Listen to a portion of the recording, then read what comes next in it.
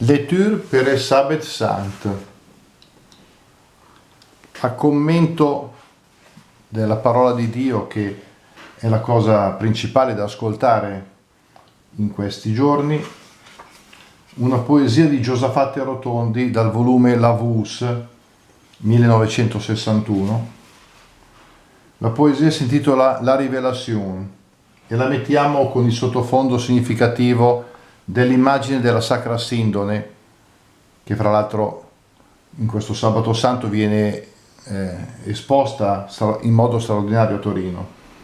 Giosafat Rotondi dice questa cosa che sembra provocatoria: Signore, mi spiace di avere un po' di fede, perché mi piacerebbe essere al posto del miscredente quando ha la rivelazione. E davanti alla sindone, che è proprio sul confine tra scienza e fede, accompagniamo questo Sabato Santo con questa poesia di Giosafat Rotondi. La Rivelazione. Ô Signor, me rincres de avec gemò un freguin de fête.